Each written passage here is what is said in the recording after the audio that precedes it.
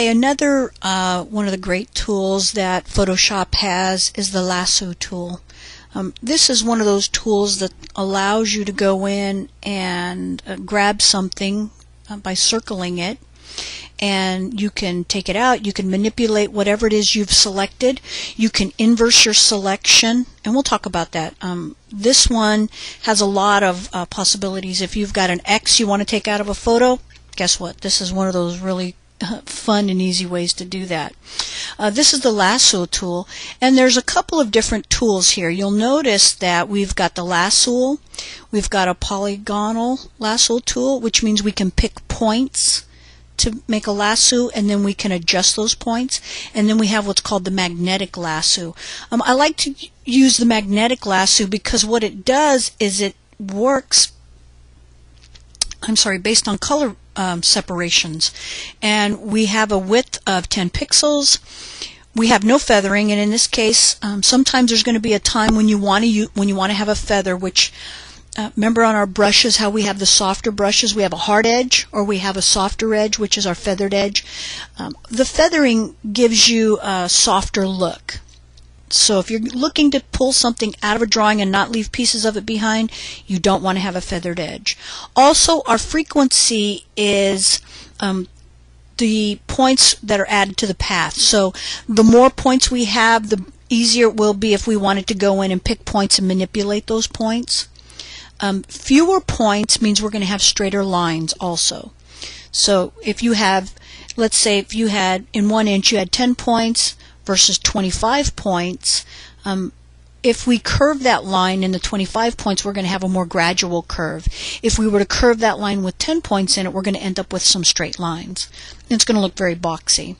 Also, our edge contrast is at 10%. The higher the contrast, the better the grasp. So we'll talk about that, and I'll show you what I mean in a little while. When we start, we need to start and stop in the same spot, so because that completes our selection process. And all I'm going to do is I'm just going to pick a spot. I'm going to actually take out this right here. This one's got too many to work with. I'd have to work in pieces and parts, and it's a little more difficult. This is a bell pepper picture that I took in Hollister. I just decided the bell peppers looked great. There was some really nice red contrast, and this worked really good for this exercise actually. So what I'm going to do is I'm just going to select Start Here. I'm going to hold the left mouse button down, and I'm going to drag this around the edge, and notice that it starts to select where I have the greatest contrast, and that's between colors, shadows, lights and darks. If there's a spot where it's questionable, I can release my left mouse button, it drops a pick point, and then I can I can hold it down again and pick another spot, drop it, push my left mouse button again, hold it down, and drag it around the edge. I don't ever have to stop and pick a point because it will do that for me. You'll notice that it's dropping them periodically throughout. And all I'm doing is I'm trying to tell it as close to possible along the edge there. Okay. Now there are going to be times, and we're going to talk about this, where I'm going to not get everything that I want. It's not the end of the world because there are ways that I can go in and pick it up. Now you'll notice back over here it picked up an edge that I don't necessarily want, and that's okay. But as I go through, I'm just going to go around the leaf, and it's doing a pretty good job. If I were to get real wild and pull it into the center, then it's going to just start picking points. You can't really see it too much, but on the lower right hand corner underneath the magnet is a circle. That circle tells me right there, you can kind of see it, I'm moving it back and forth, that I'm at the end of my selection, that I'm ending where I started. I let it go, and notice now I have the marching ants. It didn't do too badly of a job, so if I was happy with that, I can stick with this. I'm going to come in here and I'm going to zoom in. And I probably should have done that in the first place so that I can really see what's going on. I probably, depending on how good you want your detail, I can change my frequency. I can make some changes here if I want, and make some changes in the selection, and that's probably what I'm going to do. You'll notice I got some selected out here, and I don't want that because I just want the bell pepper. So I'm going to come back in here, and I'm just going to select and come in closer. I'm going to go back to my magnetic lasso. I'm going to hold my, watch what happens if I hold the shift key down. It's going to add this to the, it's got a little addition right there, a little add. And if I hold my alt down, it's going to subtract from my selection. So I want to subtract. I don't want to add anything. So I'm going to start here, click, and I'm just going to go around. And I think by this point, I'm going to want to select, make my selection. So I'm just clicking along where I want it to be. And until it drops a point, I can pretty much control where I put that. And I'm keep selecting here. Now notice how it went around there. I want to go smaller chunks then. I'm going to want to take smaller bites, go all the way around. And I'm just going to come back out now here and just kind of quick select here. And I come back. There's my circle again. I hit it and close it. And notice what it did. It removed all of that. I want to do the same thing. I'm going to hold the alt again down, and I'm going to select this stuff because I don't really want this as part of my selection. I don't know why it did that. And it took it out for me. I'm going to start moving down to my edges. Oops, a little fast. Here's another piece. So I'm going to hold, whoops. I'm going to hold the alt down again. It gives me the minus. I'm going to select, and I'm going to take small, tiny bites. Okay, left mouse all the way around, and I'm just going to come out here, take bigger bites, close it off right there, and notice that it took it out. If I want to add to it, I would hold the shift key down. And see the little addition there, the little plus that I get? That tells me it would add to my selection. So let me show you what that looks like. So I'm going to hold the shift key down. I'm going to come out here, and I'm just going to kind of select. And notice that it gave me this. So what it does is whatever you're adding outside the selection, now notice I clicked in here. It didn't add anything in there because it was already selected. But what it did is it came out here and added this selection. And I really don't want that because the selection turned out pretty good. So I just hit Control Z. And as long as I don't double click or click anywhere else, it's going to still maintain my selection. And again, if I want to be real detail oriented, I can just come in here.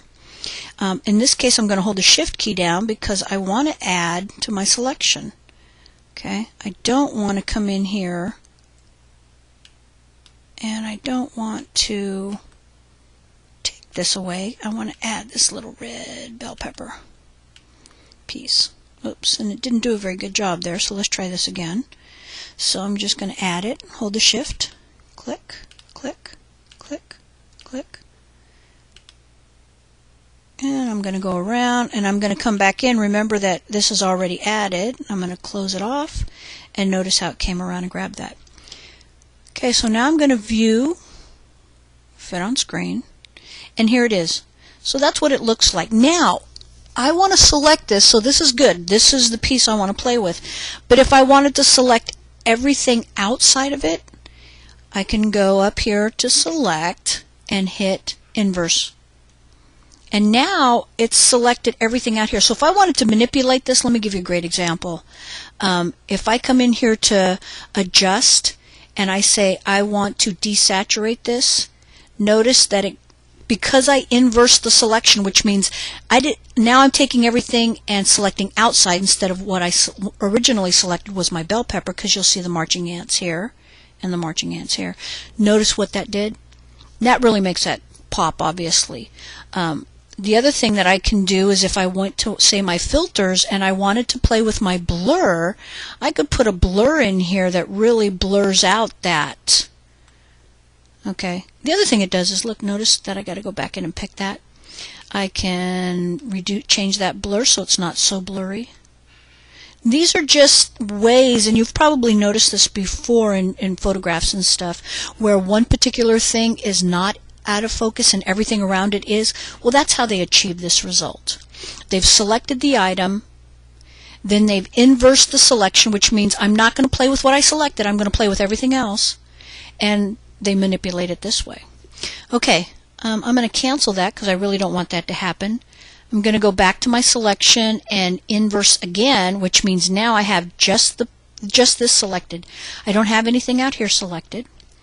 I'm going to go back to my image, to my adjustments, and now I can play with my hue and saturation.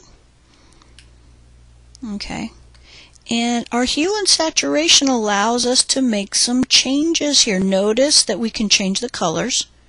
Okay, and our hues are our reds and our blues, and our saturation is the level of color. More dark, more white. Okay, and then our lightness, we can totally obliterate it, or we can make it black. Okay, these are some of the ways that we can play with things. Now, here's the other thing. Because this is selected, let me say I want this to be a fluorescent. Or maybe I want to say, oh no, look, you know what? We've got yellow bell peppers, or an orange bell pepper, or blue. Okay, let's say I want to change this to a yellow bell pepper. One of the other things that I can do now is, since this is selected, I can hit Control C. I can make a new layer over here, and I can say yellow bell pepper.